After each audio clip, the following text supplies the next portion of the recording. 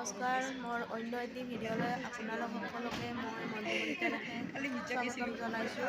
বহুদিন হ'ল ভিডিঅ' দিব পৰা নাই, মোৰ টনচিল অপাৰেশ্যন হোৱাৰ বাবে আৰু ভালকৈ কথা ক'ব পৰা হোৱা নাই। তথাপিতো আজি আমাৰ যিখিনি 10+2 অৰ্থাৎ হায়াৰ ছেকেণ্ডেৰী পাছ কৰা যিখিনি আমাৰ অংগনবাড়ী কৰ্মী আছিল, আজি সকলোৰে আজি আমাৰ ছমহীয়া প্ৰশিক্ষণ আৰম্ভ হৈছে।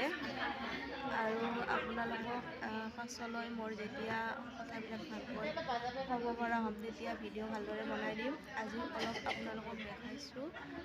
আমাৰ সহকৰ্মী বান্ধৱীসকল সকলোৱে আহি পাইছে আৰু আমাৰ ইয়াত বনগাঁও প্ৰকল্প আৰু ছয়গাঁৱৰ কৰ্মীসকল আছে।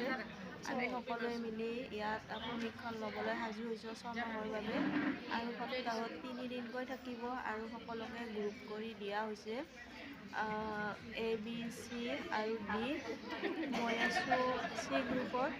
আৰু আমাৰ বৃহস্পতিবাৰ, শুক্ৰবাৰ আৰু শনিবাৰে 10টা বজাৰ পৰা ট্ৰেইনিং আছে আৰু সকলোকে তেনেকৈ মিলাই দিয়া হৈছে। কিছুমানক 12টাৰ পৰা 3টালৈ দিছে আৰু আমি সকলোৱে ট্ৰেইনিংটো ভালদৰে লওঁ। আৰু মোৰ টনচিল অপাৰেশ্যনটো ট্ৰেইনিঙৰ কাৰণে জল্দি কৰা হ'ল আৰু বেছিকৈ কথা ক'ব নোৱাৰিম আৰু এইখিনি আপোনালোকক জনালোঁ। আপোনালোকৰ ট্ৰেইনিং আৰম্ভ হৈছে নেকি, আৰু এইখিনি আপোনালোকে ভিডিঅ'তে চাব।